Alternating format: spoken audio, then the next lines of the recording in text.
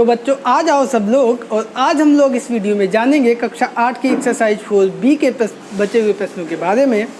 तो चलते हैं और बिना देर के शुरू करते हैं। सबसे पहले देखते हैं प्रश्न नंबर 3, और वो दिया गया है कि यदि x की घात 2 प्लस 1/x की घात 2 बराबर 82/9, तो x की घात 3 माइनस 1/x की घात 3 का मान ज्ञात कीजिए। दोस्तों बहुत अच्छा प्रश्न है और बहुत इंपॉर्टेंट प्रश्न है, बहुत मज़ेदार प्रश्न है और अक्सर लोग इस पे चकरा जाते हैं। थोड़ा सा बड़ा प्रश्न है तो आप लोग ध्यान से देखिएगा। यहाँ पे हमें दिया गया है x की घात 2 प्लस 1/x की घात 2 बराबर 82/9। ये चीज़ हमें दी है, लिख देंगे दिया है। अब हमने आपको बताया था पहले भी कि अगर हमें इसका मान निकालना है, इसका मतलब ये है कि हमें x माइनस 1/x का मान पता होना चाहिए क्या है, और ये चीज़ हमें नहीं पता। इसमें दिया गया है हमें ये, तो इसका मतलब ये हुआ कि पहले इससे हम निकालेंगे ये और फिर हम इससे निकालेंगे ये। तो उसके लिए अब इससे ये कैसे निकलेगा, ये सूत्र बनाएंगे हम x माइनस 1/x की घात 2 का। तो उसके लिए क्या करेंगे, 2 हम इधर घटाएंगे और 2 हम उधर घटाएंगे। तो लिख दो दोनों तरफ 2 घटाने पर। तो जब हम इधर 2 घटा देंगे तो x square plus 1/x square minus 2 और इधर 82/9 और माइनस 2। अब माइनस 2 करने का मतलब हमारा ये हो जाएगा कि a की घात 2 प्लस b की घात 2 माइनस 2, और ये ऊपर x कर देंगे और नीचे x कर देंगे।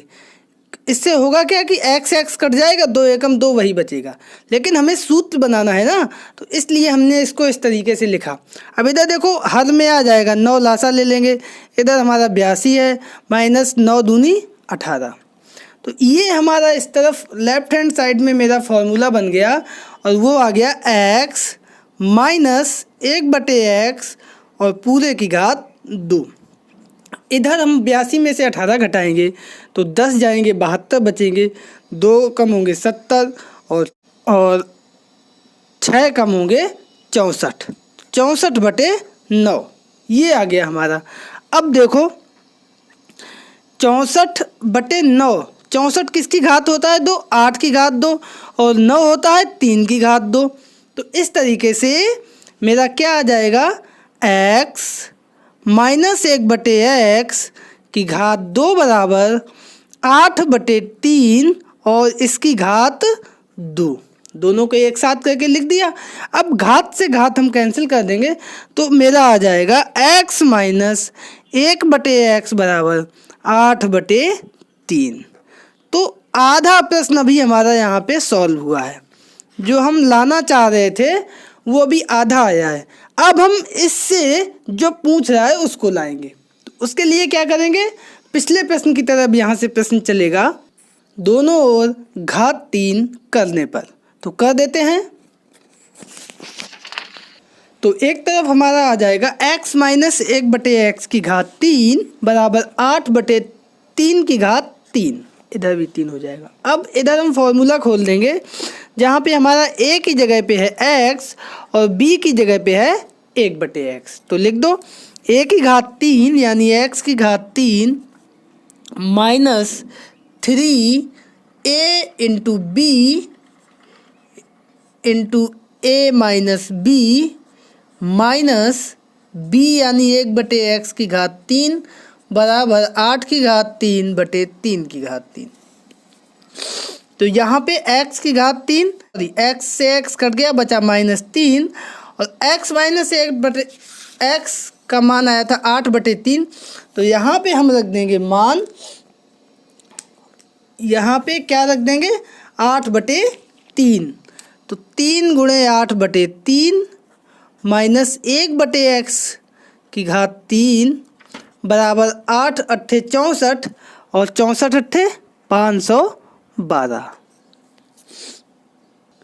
और बटे में हो जाएगा 3 तिया 9 तिया 27। अब इस तरफ देखो 3 से 3 हमारा कैंसिल हो गया, बचेगा x की घात 3 माइनस 8 -1/x3 क्योंकि 1/3 1 हो जाएगा, इधर 512/27। अब ये -8 हमारा यहाँ से उठ के इधर जाएगा, तो इधर हम जो चाह रहे थे वो आ गया।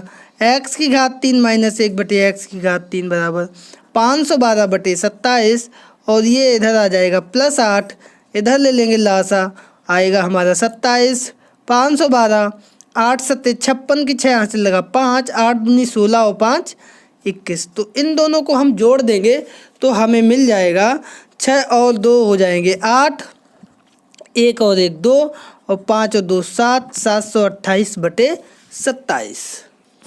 तो इस तरीके से यही हमारा x3 - 1/x3 का आंसर आ गया। तो दोस्तों ये था प्रश्न, और उम्मीद करते हैं आप लोग बहुत अच्छे से समझ गए होंगे। और अब चलते हैं अगले प्रश्न यानी प्रश्न नंबर 4 पर। तो चौथा प्रश्न हमारा दिया गया है कि निम्नांकित के मान सर्व समीकरण की सहायता से ज्ञात कीजिए। तो यहाँ पे दोस्तों हम लोगों ने सर्व समीकरण जो पढ़ी है वो a-b3 वाली पढ़ी है। तो 98 को हम ऐसी दो संख्याओं में तोड़ेंगे जिससे गुणा करना थोड़ा आसान हो जाए। वैसे तो ये प्रश्न बहुत ही सीधा सा 98 का 98 में 3 बार गुणा कर दें, परंतु ऐसे हमें नहीं लगाना है, हमें लगाना है सर्व समीकरण की सहायता से, ठीक है ना। तो 98 को हम लोग लिख देंगे 100 - 2, 100 में से 2 जाएगा, कितना बचेगा 98, इसकी घात 3। अब हम यहाँ पे सर्व समीकरण लगाएंगे। तो सर्व समीकरण a - b3 बराबर a3 - 3ab ब्रैकेट में a - b b3 c। तो यहाँ पे a की जगह पे है हमारा 100 और b की जगह पे है 2। तो लगा दो इसका मान जहाँ जहाँ पे है। तो a यानी 100 - 2/3 बराबर a3 यानी 100/3 - 3 इंटू a यानी 100 इंटू b यानी 2 ब्रैकेट में 100 - 2 यानी a - b3 यानी 2/3। अब 100/3 1/3 होगा 1 और 2 6 जीरो हो जाएंगे, तो 4 और 5 6 -3 दूनी 6, ये हो गया 600, और 100 में से 2 गए तो हो गया 98, -2 दूनी 4 दूनी 8। अब देखो यहाँ पे 1 और 6 जीरो माइनस 6 में 98 का गुणा कर देंगे, तो 6 8 48 हासिल लगा 4, 6 निम्मा 54 और 4 58, ठीक है। और ये 2 जीरो जो है वो आगे आ गए -8। अब देखो इधर ये तो 1 के आगे हमने 6 जीरो लगा दिए, ये भी माइनस का ये भी माइनस का, तो ये दोनों हम जोड़ देंगे, है ना। -2 -3 क्या होता है -5 होता है, इन दोनों को जोड़ देंगे तो -5 8 8 0 और ये 8 आगे जुड़ गया।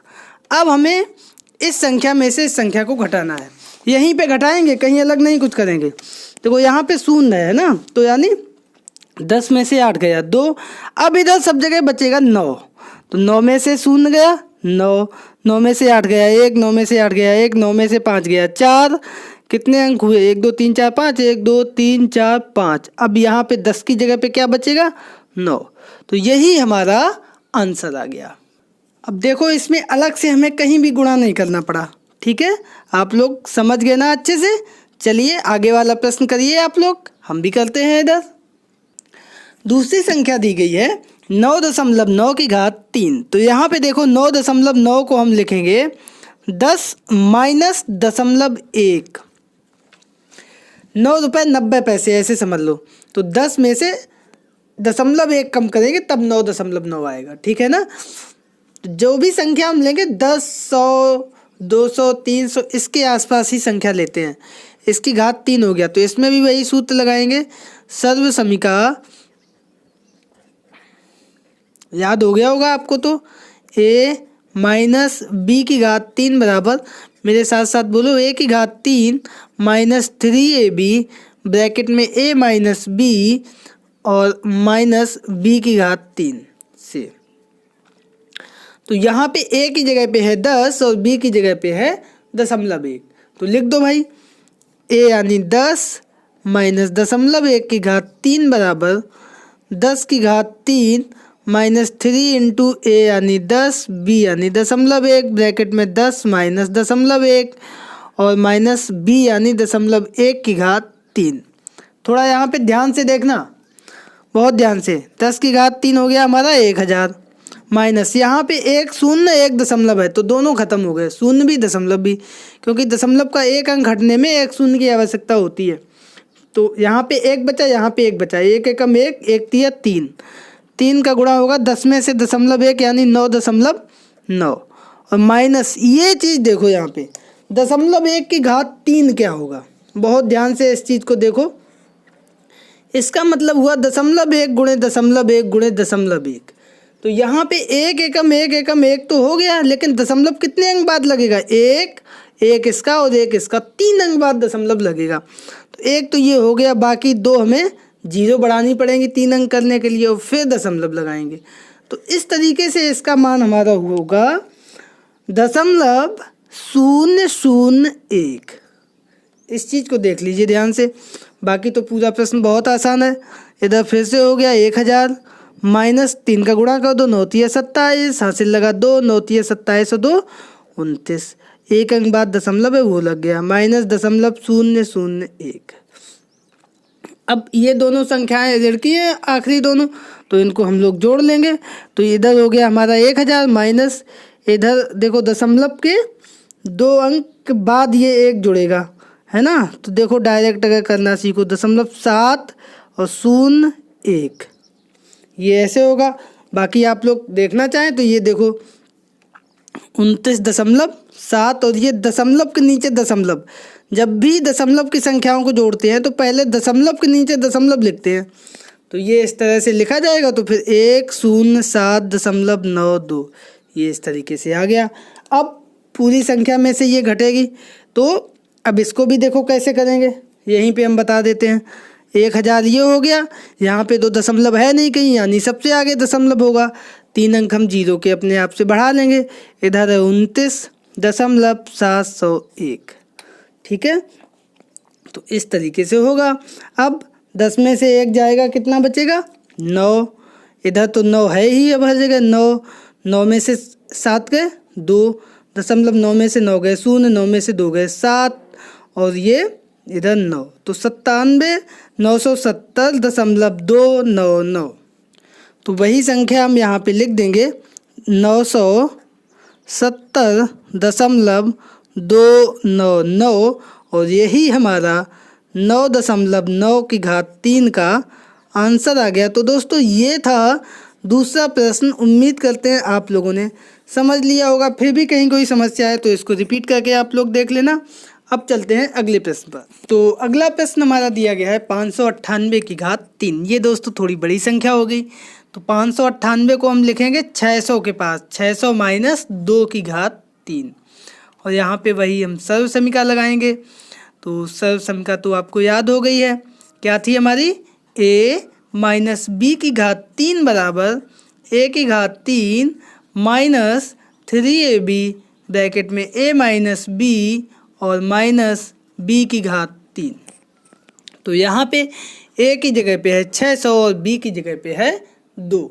तो लिख दो भाई, a यानी 600 माइनस b यानी 2 की घात 3 बराबर a यानी 600 की घात 3 माइनस 3 इंटू a यानी 600 इंटू b यानी 2 ब्रैकेट में हो गया 600 माइनस 2 और अंत में b यानी 2 की घात 3।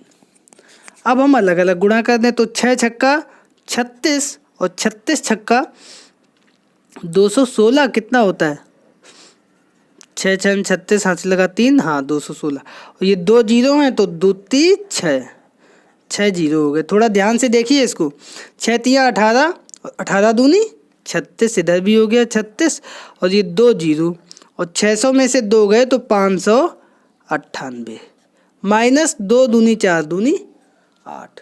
अब इधर देखो 36 का गुणा होगा 598 में, इसको भी हम लोग अलग कर लेंगे। तो इधर हमने लिख लिया 598, इधर हो गया 36।